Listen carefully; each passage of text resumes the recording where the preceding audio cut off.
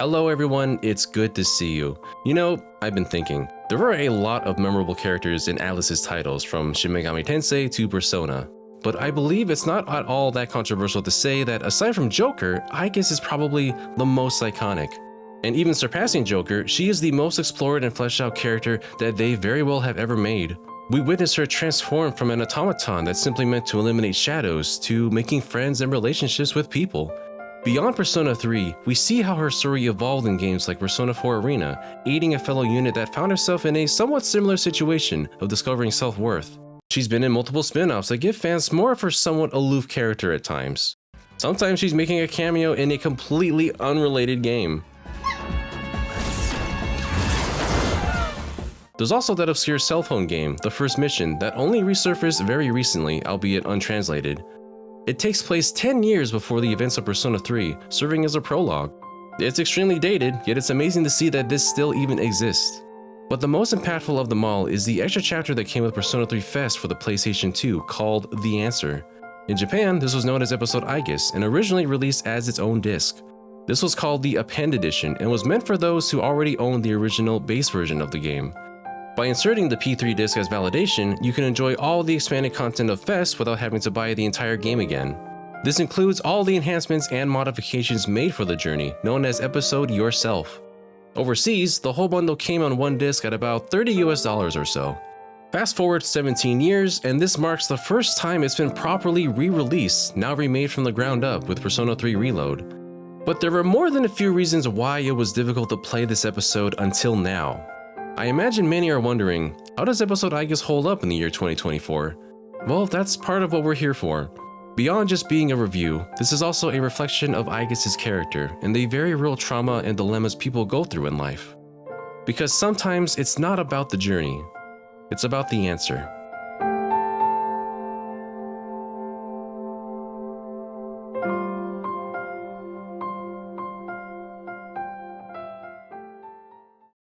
Before starting, it should be known that this episode takes place mere weeks after the end of the base game. It is pretty much impossible to discuss the nature of the story of episode Aigis without spoiling the meaning of the very end of Persona 3. So if you still need to finish that game, please do so before watching this. This is the only spoiler warning I can give you. If you've already beaten the game or don't mind spoilers, then we can continue. Episode Aigis begins on the final days that Seize has at the Iwatodai dorm before everyone moves out and goes their separate ways. Not long into the intro, the characters begin to question, why did their leader, the main character of Persona 3, pass away? While most of your party seems to have come to terms with it, Aigis still has lingering thoughts. We had just witnessed her develop into a character who had started to embrace her humanity. She had established bonds with people and found purpose in wanting to protect him for as long as she's able to. And just as she made those declarations, he passed away in her presence. It didn't click for me the same way when I was a teen playing this for the first time, but that sudden shock can be devastating to the psyche. Having that one thing that you desire, only for a moment and then taken away the next, literally in the blink of an eye. It could be more than what most people could bear. Episode Aigis is about coping with loss and how a violent disconnection of attachment can affect different people. It's about finding meaning in life and in yourself. The search for this message begins when the party suddenly finds themselves in a time loop where the same day repeats, and a door breaks open in the dorm. A mysterious new character, Metis, appears, who is an anti-shadow machine just like Aigis. After a battle in which Orpheus makes a sudden appearance as her persona, she awakens in the Velvet Room, where her own journey to find an answer, much like how the previous guest did, begins. After coming to an understanding, Metis agrees not to kill Aigis' friends and instead works alongside them as a new member of Cease. She introduces you to the Desert of Doors under the dorm, all of which eventually lead to different points of the past. This is where anyone familiar with Persona 3 will be able to understand.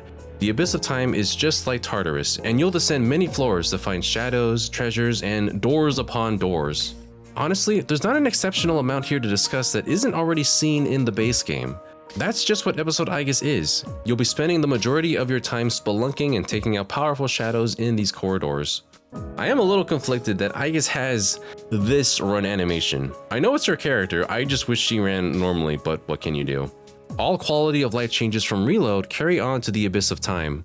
which includes, weirdly enough, the very first time that we can control our party members in this episode. I'll be real with you everyone, the original Persona 3 FES's version of the answer was pain. You had to rely on the AI to determine the best option for attacking enemies. And this was in a mode where there was just one difficulty option, only one, and it was hard. Thankfully, we have the choice of 5 difficulty levels, including one for just experiencing the story and one for people who hate themselves. Yeah, you know what? I'm feeling nostalgic. For those who might be unaware, the next updated release of this game, Persona 3 Portable, infamously did not include the answer.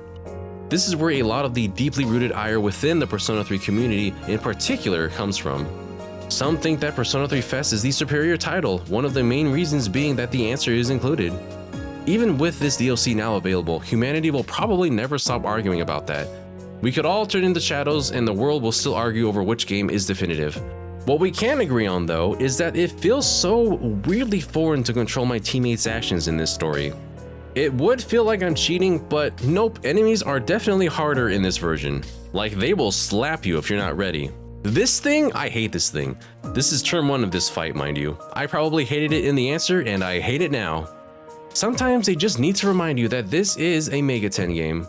There is a greater emphasis on status ailments, buffs, and debuffs that wasn't quite as front and center in the base game. Some shadows are solely support, while others are meant to attack your weaknesses without any remorse. Within the first couple of hours, I was facing endgame spells that definitely will one-shot you if you don't have the right resistance or strategy. It is a step up from the main game, which itself felt a lot easier than the original and even from Portable, but the scaling is kinder than before if you can believe that. There are many aspects that alleviate the challenge of episode Aigis this time around, beyond the difficulty settings. That's honestly one of the biggest ones because I swear the answer was probably one of the most difficult challenges Atlus had ever released at the time. You can also load save data from the main game, which carries over DLC benefits if you have those, among other things. Your party begins at level 25 with their evolved personas, which means everybody starts with some elemental immunity. The skills will be limited but relearned at a faster rate to compensate for the episode's shorter length. If you played the base game, you know just how many little quality of life changes are present now. You can dash through the revamped look of the Abyss of Time, and Fuka can aid with her navigator abilities. The Great Clock also returns to help keep levels in your party fairly on par with each other. This was a pretty big one for me. I always felt bad when I started to leave some party members behind because their level gap started to get a little too wide. The major Arcana cards can still be found during shuffle time, which grant you a variety of bonuses like increased experience, stronger all-out attacks, increased chances for rare encounters, and more. You'll also acquire them pretty frequently, with one of those instances being earning them through another new feature to episode Aigis, Elizabeth's Requests. Persona 3 Reload adjusted how her requests work, where you can pretty much take on as many as you want from her list, and will likely be clearing them by simply progressing through the game. She'll also direct you to the Vermilion Clock, where you can duplicate skill cards using Twilight Fragments. It's been so long that I had forgotten skill cards weren't a thing way back then in the original version. When you're not accepting requests, you'll be hanging out with Elizabeth in the Velvet Room, where you can still fuse personas, but fusion does function a bit differently than before. One of the most dramatic changes from the original is not only can you fuse new personas here, but you can also summon personas from the base game. Depending on which save file you loaded upon making a new game, you can now literally borrow the main character's same compendium and summon straight from there, which is a cool touch. However, you can only summon anyone who is the same level or lower as you, and the cost is much higher than from Aigis' compendium. Seeing how valuable money could be in this episode, you might not be using this feature as often as you think. It's a way to keep things balanced, and if you think it's cheating, then you could also just ignore it.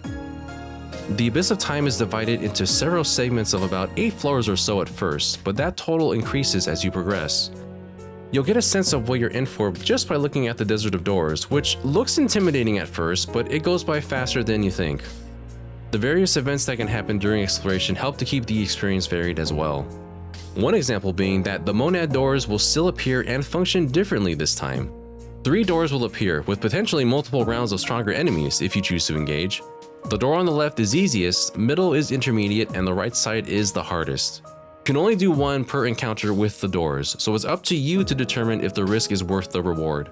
Like before, you have access to shops and facilities before long, as well as other newly added features like growing plants and vegetables. Although money is a scarce resource in this version, it's alleviated by the frequency that you'll be getting new gear in the Abyss itself, either from the Monad doors or from chests that can be opened with Twilight fragments. Sometimes it feels like all the new features in the main game were meant to make episode Aigis as painless as possible. Not that the answer was impossible or anything, I think it's a little dramatic to pretend that it's unbeatable. It was just challenging to have so few resources during a forced difficulty spike, and I think it scarred some of us. As mentioned before, battles are the big focus of episode Aigis, and everything you learn in the base game will be brought back to the forefront. Because of the pace of this DLC, enemy variety will be occurring much faster, keeping you on your toes. Metis herself is a character we have control of for the first time, and she's meant to be versatile. She'll learn to heal from status effects fairly quickly, which can prove vital in this mode, and has various elemental skills while focusing on being a physical attacker. You'll want to try and shift from Aigis to Metis when possible, as that helps to boost her Theurgy skill, which is essentially Aigis' Orgia mode. She herself loses this mode, and her Theurgies are now all the Parapersona skills instead. Funny enough, the AI that takes over when Metis is in Orgia mode is notably a lot smarter than anything I ever dealt with in the original Persona 3, so that's something. It'll be interesting to see what the reception of Metis will be from newer fans. She's actually pretty clingy to Aigis and insists that she calls her sister. She's pretty serious in battle, but also somewhat childlike, and just wants to be recognized as someone capable by her peers. Because of how much more often you hear voice lines in Reload, Metis' attachment can be a little overbearing, but sometimes it's also kinda cute. I could follow my sister forever. Well, you've got quite a fan here, Aigis. But then, sometimes she's so distracting. Enemies, show them no mercy. I guess Metis is in a good mood. You see that personality fleshed out more for her and others when you find certain items in the Abyss that help you grow closer to your teammates.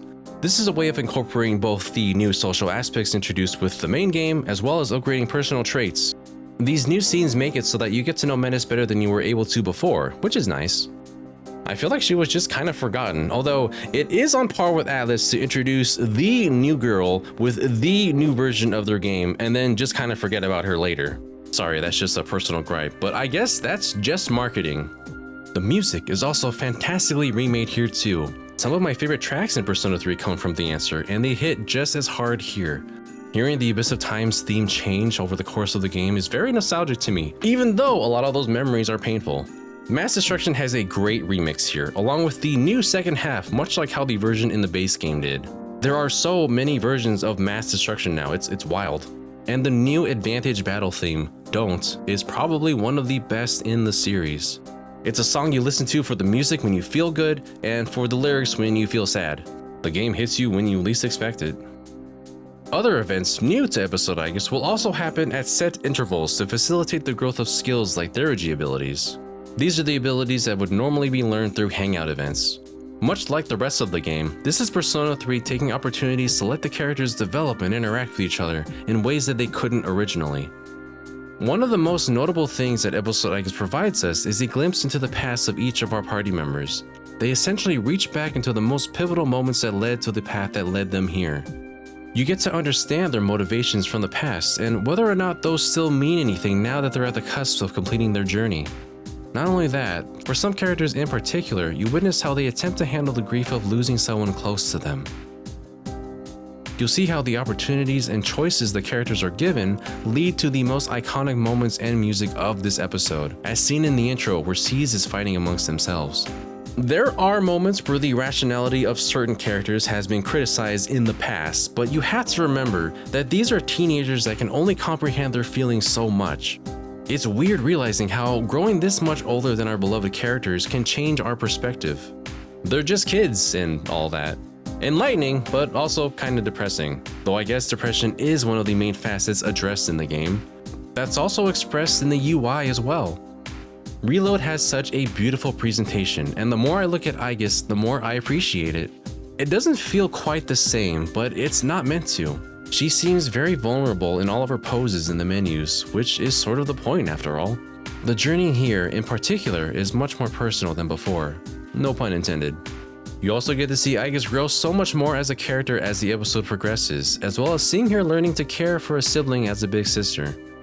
It's also fun to note that this is the one time Persona has ever had a voice protagonist. There's amusingly some moments where she suffers from silent protagonist syndrome, but for the most part, she is free to speak with the others. She is, after all, the star of this show. Aigis is one of the most important characters ever developed, perhaps not entirely from the Atlas perspective, but rather from the fans. Over the years, I've seen people admit that she, along with other members of SEAS, helped them overcome loss, deal with grief, and find peace with themselves. She is an inspiring character, and this depiction of her in Remake does that character justice. This was also absolutely driven home by the remarkable voice work of Dawn M. Bennett as Aigis. She does not simply enter a booth and voice a character. She embodied someone who was struggling to find purpose, struggling with loss, and discovering that it was okay to allow yourself to change, even if it means leaving someone you care about behind. That's just who Aigis is, and she could only get there because she's surrounded by friends. The entire cast supports each other so well, partly because they are friends in real life, so there's a natural chemistry between them too. You don't get that too often. And I think that makes Persona 3 Reload as a whole one of the most strongly voiced English casts I've seen in any game. I just wish that this wasn't being sold for $35 US. You need to buy the expansion pass to play it, and it's coupled with DLC that you might not even want with costumes and music and such. It's especially infuriating for those who bought the more expensive collector's editions of this title and don't even get this episode bundled in. Despite Atlas claiming that they're not doing enhanced versions of Reload like with Persona 4 Golden or Persona 5 Royal, I can't help but wonder if they'll just release the whole game at a reduced cost somewhere down the line. Persona 3 Fest on the PS2, which came with the answer, was like $30 when it released. That's the whole game. Business practices, models, and whatnot have changed since then, but it's so annoying how some companies will handle these extra add-ons. The price point itself is going to keep some people away, which sucks because the content itself is perfectly fine. I've played story DLC of other games that definitely felt like it was there just to be there, but at least this does something meaningful, to my perspective as a Persona fan anyways. Because as an entire chapter brought back from 2007, price point aside, I think episode Aigis redeems itself with this. Most people would tell you, just watch the cutscenes on YouTube, because the answer was just too hard back then. I beat it legitimately because I had the time to, but I don't think I would ever play through that version again. With all of its updates, quality of life, and visual improvements though, even though the majority of this is comprised of harder battles, I still felt some pretty good vibes from episode Aigis. It really is that missing piece that helps complete the story, serving as an epilogue that somehow also functions as a prologue with some of its cutscenes. If you've ever been curious about this missing chapter of Persona 3, it's more accessible than ever, if you have the money. Thank you all so much for watching. Are you going to try episode Aigis? Do you even like Persona? If not, why are you here? This was a lot more off the cuff than I expected. I guess I've just been meaning to get these thoughts out there for a long time. GVG has been doing more reviews lately, with more to come, so stay tuned. If you enjoyed it, you can leave a comment, a like, subscribe, ring a bell, join Patreon, hang out in our Discord, baton pass to... Wait, no, that's Persona 5. Shift this video to a friend? That doesn't work as well. All in all, stay safe out there, and hang in there. If I can keep going, you can too. Till we meet again.